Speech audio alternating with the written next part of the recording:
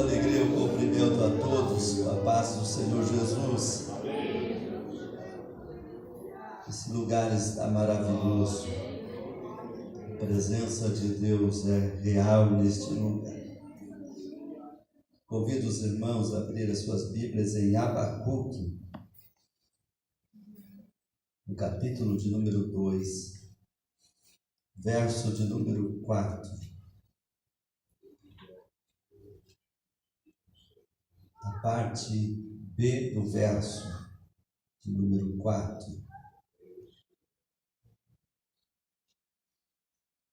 Aleluia. Diz assim o texto bíblico: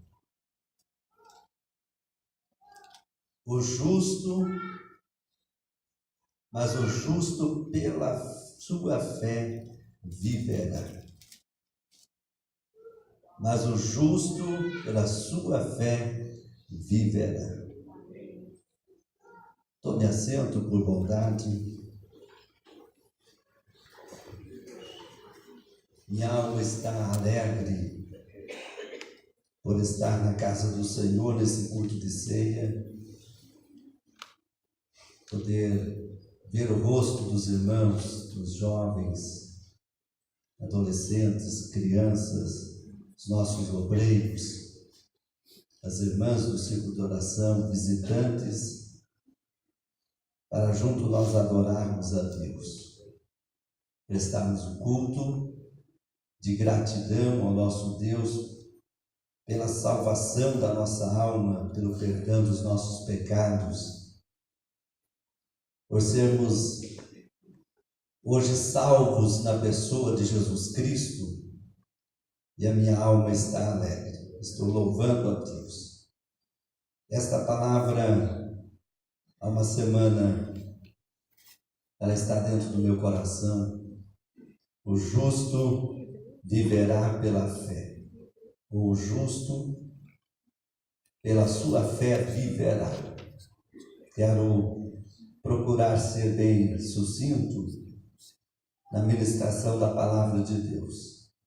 O livro do Abacuque é um livro lindo, muito maravilhoso, o livro do profeta Abacuque. O seu nome significa abraço amoroso ou lutador. A Bíblia nos mostra Abacuque como um dos profetas que se destacou no Antigo Testamento pela sua mensagem, uma mensagem que ele trouxe em meio ao sofrimento, em meio ao cativeiro, mas Abacuque, ele tinha uma fé viva em Deus. O Antigo Testamento apresenta a primeira vez escrita que o justo viverá pela sua fé. E o Novo Testamento, 3 livros escrevem o mesmo texto. Nós vamos estar dando uma olhada. Abacuque, ele está inserido entre um dos profetas menores, não pela sua estatura, mas sim porque ele escreveu seu livro de menor volume. Isaías, Jeremias, Ezequiel são conhecidos como profetas maiores pelo volume das suas escritas. Também nós não temos algumas informações, qualquer informação segura a respeito do nascimento de Abacuque, também nem da sua parentela e nem da sua vida local. Não há muita informação sobre o profeta Abacuque. Mas Abacuque, ele vive um tempo de dificuldades, em meio a um contexto de muito sofrimento, em meio a um contexto de muita perseguição e sofrimento para o povo de Deus. É comparado ao livro de Jó, os dias de Abacuque, porque o justo, ele sofria, enquanto o ímpio, ele tinha paz. Enquanto o ímpio, ele tinha sossego, ele tinha tranquilidade. E Abacuque faz esse questionamento a Deus, porque um Deus tão justo, um Deus tão fiel, um Deus tão maravilhoso, ele permitia que o ímpio devorasse aquele que era justo, porque a nação dos caldeus, eles estavam oprimindo exatamente o povo de Deus como uma vara de juízo, para que o povo de Deus voltasse.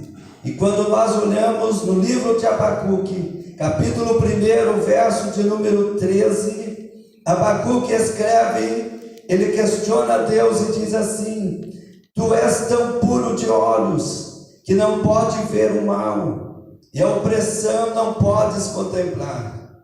Porque, pois, tolera os que procedem traiçoeiramente? Porque te calas quando o ímpio devora aquele que é mais justo do que ele? Abacuque está questionando a Deus.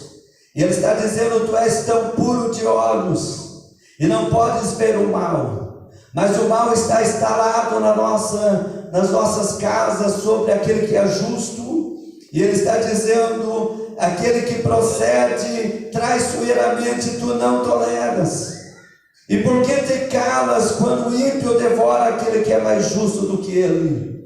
Ele estava fazendo para Deus esse questionamento, porque Abacuque sabia que haveria uma destruição em massa através dos caldeus, os babilônios. Eles iam destruir.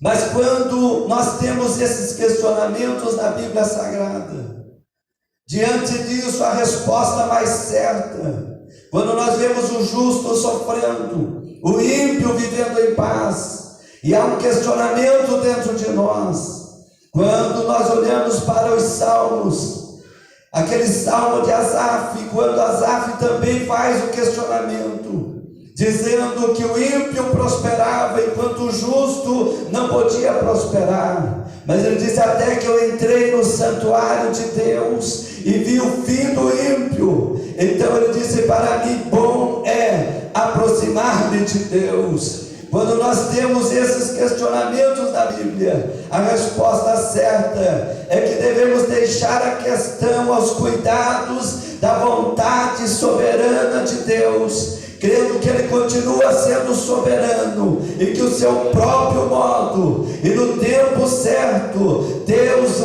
usará de justiça para com todos os seres humanos, incluindo os ímpios. Ora, meus queridos, dentro desse pensamento, dentro dessa introdução, o justo então confirmaria a sua maneira piedosa de viver e a sua espiritualidade, o que reveste de grande valor diante de Deus, vivendo com fidelidade, de acordo com os princípios da justiça e da fé e da verdade em Cristo Jesus.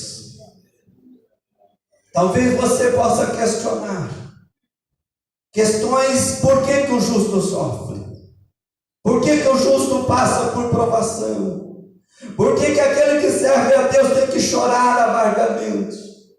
Por que aquele que está servindo ao Senhor com fidelidade, ele encontra-se muitas vezes num caminho de prova, e ele não consegue entender? Abacuque também não entendia isto, mas quando Abacuque vai dialogando com Deus, ele começa a entender a vontade de Deus para a sua vida. Ele começa a entender a vontade de Deus para a nação de Israel. Ele começa a entender a vontade de Deus para o povo de Deus. E então ele escreve a frase mais famosa do Antigo Testamento: o justo viverá pela fé. O justo viverá pela fé. Paulo, ele escreveu que nós não andamos por vista, mas por fé. E quando eu cheguei com esse texto ao meu coração, Deus trouxe uma palavra ao meu coração para ministrar nesse culto de ceia. Eu trouxe apenas um pano de fundo para nos basearmos por que Abacuque falou isso. Porque Abacuque estava dizendo para o Senhor avivar a sua obra no meio dos anos e a notificar. Abacuque escreve no final do seu livro, depois de todo o questionamento, ele está dizendo: ainda que não haja fruto na vide, ainda que as vacas sejam arrebatadas, ainda que não haja ovelhas, ainda que o produto da oliveira não produza mantimento, todavia eu me alegrarei no Senhor, no Deus da minha salvação. É interessante que aquele que começou a questionar a Deus encerra seu livro dizendo: adorarei ao Senhor e me alegrarei no Deus da minha salvação, ainda que falte tudo, ainda que não tenha nada. Isso é comparado ao livro de Jó, que diz: ainda que ele me mate, nele eu confiaria. O justo viverá pela fé. A mensagem de Deus, ela tem um caminho só, no endereço nessa noite. Aquele que não quiser viver pela fé não suportará os caminhos do fim, mas o justo viverá pela fé. E aquele que perseverar até o fim, esse será salvo. E Daniel disse: tu, porém, vai até o fim. Aleluia. Aleluia. Aleluia. Não estranhe se alguém não terminar a carreira junto contigo. Não estranhe se alguém não estiver na próxima ceia junto contigo. Deus apenas vai levar e vai permanecer aquele que é justo, porque o justo viverá pela fé. E Deus tem justos. Deus encontra o justo na terra. Meus procurarão os fiéis da terra para que estejam comigo. Os olhos de Deus estão sobre a sua vida. Permita-me dizer nessa noite: o justo pode querer até escapar do plano de Deus, dos propósitos de Deus, mas nunca vai conseguir escapar dos planos e propósitos de Deus. Nós vemos isso na vida de Jonas. Jonas era o profeta do Senhor e era justo, mas apenas não queria ir pregar na grande cidade de Nínive e procurou fugir de Deus. Mas Deus enviou para o mar que ele estava fugindo, em direção a Tarsis, uma ventania. Tão grande um vento, uma tormenta, uma tempestade. E Jonas agora causa um grande prejuízo aos marinheiros. Jonas é lançado no mar, vai para o fundo do peixe. De lá ele clama ao Senhor oração, e ele vai cumprir o propósito de Deus. O justo está na terra para cumprir o propósito de Deus. Eu quero lhe dizer essa noite, queira tu ou não, Deus fará você cumprir os seus propósitos na terra. Aleluia.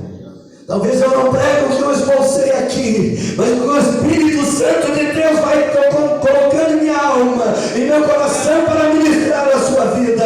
Eu vou ministrar nessa noite.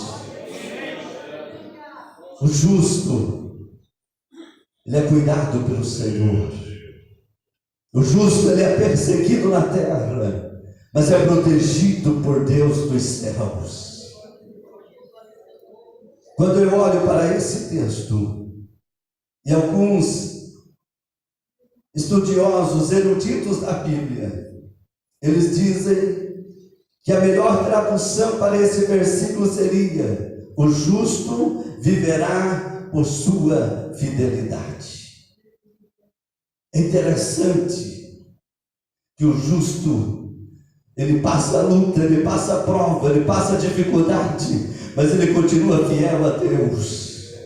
Ele continua orando, ele continua vindo na igreja, ele continua dizimando, ele continua servindo a Deus, ele continua glorificando o nome do Senhor. Se ele é um obreiro na casa do Senhor, ele pode passar por provas duras e pesadas, mas ele não larga o seu ministério, ele continua servindo a igreja, ele continua servindo o ministério, ele continua servindo a Deus com alegria, com lágrimas, com dor, porque ele é justificado pela graça de Deus. Aleluia, aleluia, louvado seja o nome do Senhor.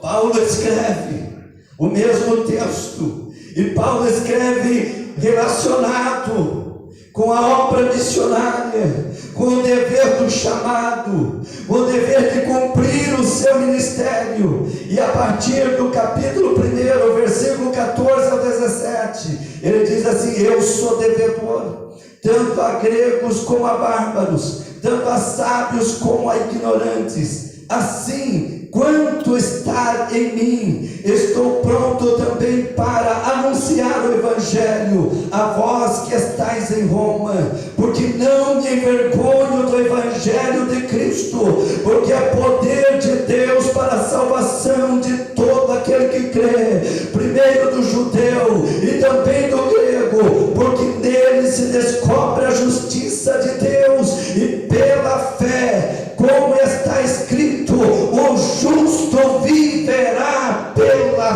fé. O que Paulo estava dizendo nesse texto sagrado: eu sou tanto devedor a grego como a bárbaro, tanto a sábios como a ignorantes. Ele disse: eu tenho uma palavra do Evangelho para pregar, eu tenho um ministério, eu recebi do Senhor Jesus o apostolado, e eu estou pronto para pregar o Evangelho em Roma também. Eu estou pronto para anunciar a Cristo. Eu fui justificado pela graça de Deus, porque eu não me envergonho do Evangelho de Cristo. Ora, meus queridos, aquele que é justificado pela graça, aquele que foi justo agora em Cristo Jesus, não se envergonha do Evangelho, não se envergonha do nome de Cristo, não se envergonha de ser chamado de servo de Deus, não se envergonha de ser crente em Jesus Cristo, porque ele foi justificado pela graça de Deus. Porque o justo viverá pela fé. Estamos prontos para levar o Evangelho. Estou pronto para pregar. Deixa eu usar esse texto aqui, meus amados. Eu sou devedor tanto a gregos como a bárbaros, tanto a sábios quanto a ignorantes. Deixa eu traduzir isso aqui, irmãos. Eu sou devedor àquele que se afastou da casa do Senhor. Ouvimos uma palavra impactante nesta manhã pelo evangelista Rosemar. Eu sou devedor ao fraco. Eu sou devedor àquele que saiu dos caminhos do Senhor, e preciso resgatar ele, preciso buscar ele, preciso amar ele, preciso abraçar ele. Eu sou devedor àquela família que parou de vir à igreja. Eu devo ir atrás dele e dizer: volta para a casa do Senhor, porque o justo viverá pela fé.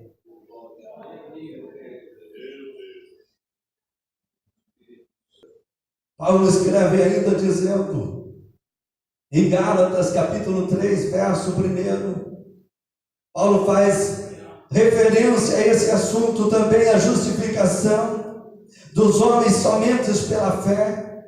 E ele diz no versículo de número 11: é evidente que pela lei ninguém seja justificado diante de Deus, porque o justo viverá pela fé.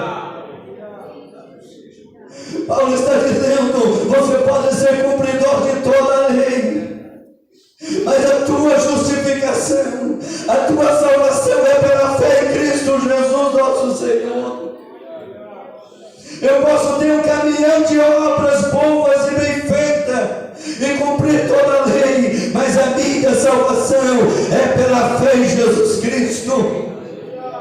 E pela fé, pela graça sois salvos, Isso não vem de vós, é dom de Deus, por meio de Jesus Cristo. A nossa salvação é pela fé. O justo viverá pela fé. O justo não recebe. O justo não volta para trás.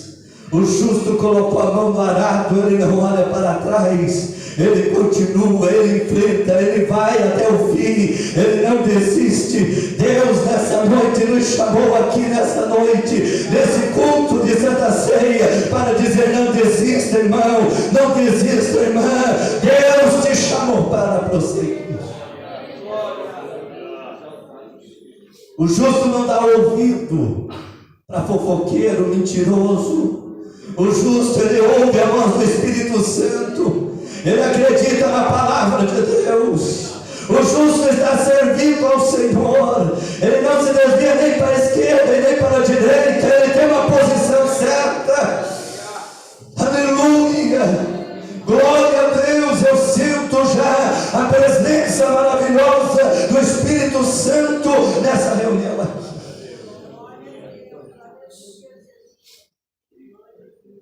O justo está pronto para morrer pelo seu Senhor. Escritor aos Hebreus, capítulo 10, verso 36 ao 39. O escritor aos Hebreus faz as suas declarações com respeito ao justo viverá pela fé, no seu viver de fé, tendo paciência, não voltar atrás, permanecer firme até o dia da volta de Jesus. O escritor dos Hebreus, ele olha agora já para o fim, e ele relaciona o texto de Abacuque com a volta de Jesus.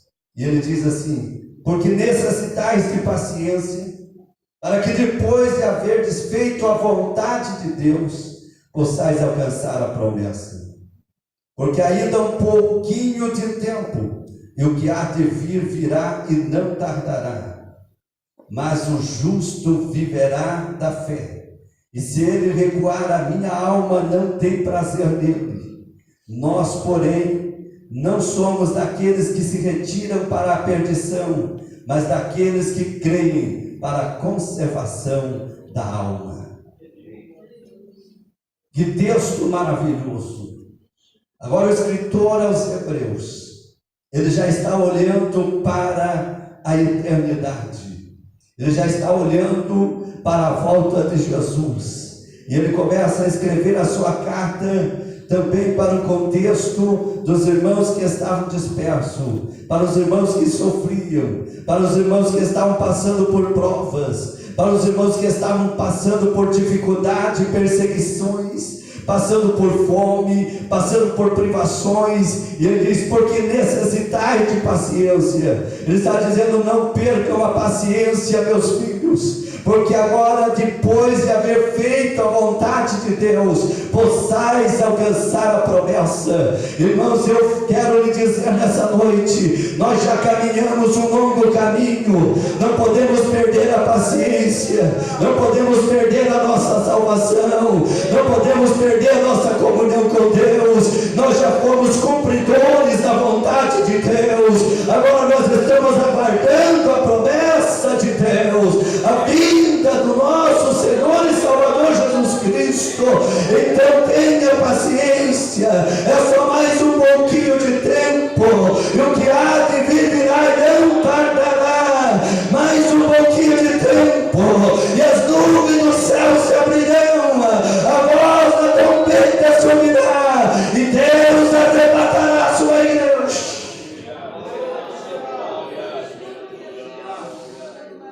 Só mais um pouquinho de tempo, irmão. Só mais um pouquinho de tempo. Você pode ter ouvido vozes contrárias à tua fé, mas você foi justificado pela graça em Cristo Jesus. Continua, meu amado irmão. Tenha paciência nas provações.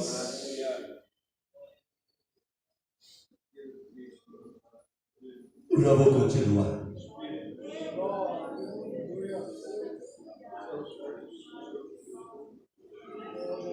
Aleluia. Aleluia. Aleluia. Quanta prova você já passou, meu querido. Quanta luta você já passou. A ponto de querer desistir de tudo, mas você prosseguiu. O Senhor te deu graça, o Senhor te deu força. E hoje você está aqui na casa do Senhor para adorar a Deus e bendizer o nome do Senhor. Quantas vezes você tomou Santa Ceia fraquinho na sua fé? Mas você pegou o pão da mão, tomou o cálice e participou da ceia.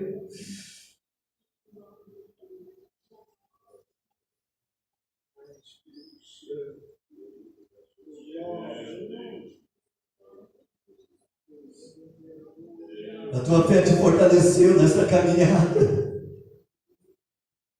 A fé te levantou muitas vezes. Não é hora de desistir. Não é tempo de parar. É hora de continuar mais um pouco. Mais uma milha. Mais uma jornada. O nosso descanso não é aqui. O nosso descanso é ali. A Bíblia diz: diga ao fraco, eu sou forte. Levantai e andai, porque o vosso descanso não é aqui, diz o Senhor. Aleluia, o Senhor vai dar uma injeção de ânimo nessa noite. Daquele que pensa em parar e desistir nessa noite, vai sair daqui cheio da graça de Deus. Aleluia, eu tenho ainda sonhos de viver verdadeiros Pentecostes aqui no Centenário. Eu tenho desejo de ver crente sendo batizado com o Espírito Santo. O justo viverá pela fé. Não estamos vivendo aquele mar de rosa. Não estamos vivendo tudo aquilo que nós desejamos. Mas nós estamos aqui.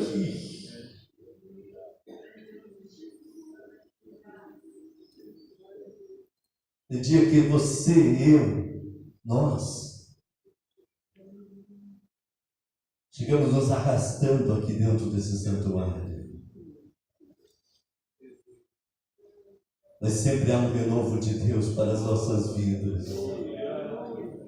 Sempre há uma palavra de Deus. Sempre há um bálsamo para a nossa alma. Sempre há um socorro de Deus para as nossas vidas. Sempre há uma voz do Espírito Santo dizendo: meu filho, eu estou contigo.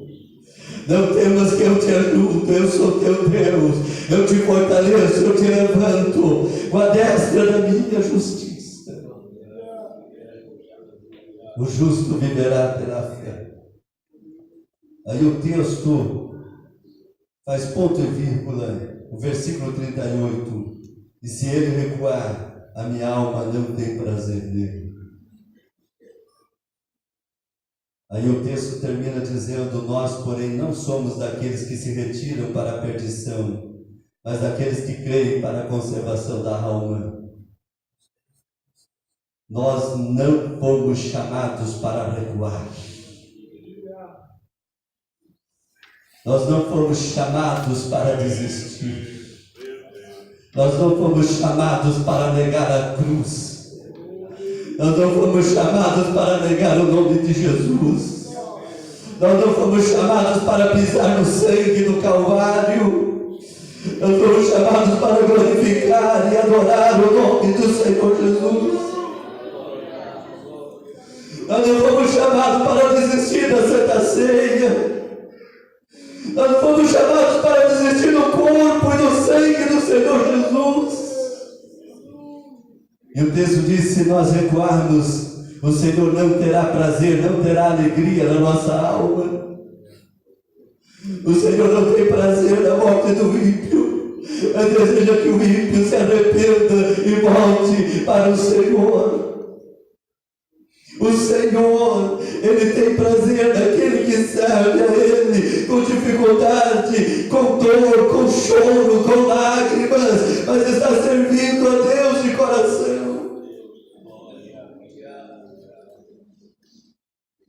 Como eu disse no início, talvez na próxima Santa Ceia nós possamos não estar junto com alguém, mas o justo vai estar aqui.